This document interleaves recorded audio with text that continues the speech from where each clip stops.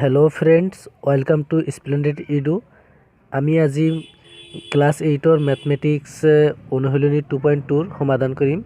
প্ৰথমে চোৱা question number 1 দুটা সংখ্যা 5:7 অনুপাতত আছে আৰু ডাঙৰ সংখ্যাটোত কৈ সৰু সংখ্যাটো 12 কম তেন্তে সংখ্যা দুটা উলিওৱা। তেন্তে ইয়াত আমাৰ সংখ্যা দুটা দিয়া নাই, যে আমাৰ ধৰি ল'ব লাগিব। তেন্তে আমি ধৰিলো সৰু সংখ্যাটো x, তেন্তে ডাঙৰ কেতিয়া হ'ব? যেতিয়া আমি ইয়াত 12 যোগ কৰিম তেন্তে সেইটো ডাঙৰ সংখ্যা হ'ব, কাৰণ সৰু সংখ্যাটো 12 কম বুলি কৈছে। তেন্তে x ৰ লগত আমি 12 যোগ কৰিলে আমি ডাঙৰ সংখ্যাটো পাম।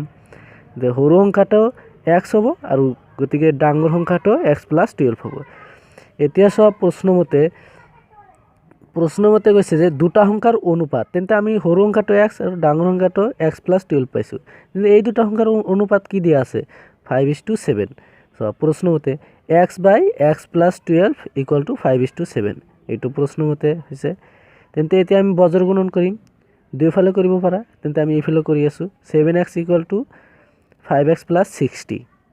তেন্তে 7x - 5x টো ইফালে আনিলোঁ, x ৰ মান উলিয়াম আগত, = 60। তেন্তে 7x - 5x = 2x হ'ব, = 60 আৰু x = কিমান হ'ব? 30 হ'ব। তেন্তে x টো কি আছিল? সৰু সংখ্যা, গতিকে সৰু সংখ্যাটো হ'ল 30 আৰু ডাঙৰ সংখ্যাটো কি আছিল? x + 12। তেন্তে আমাৰ ডাঙৰ সংখ্যাটো x + 12।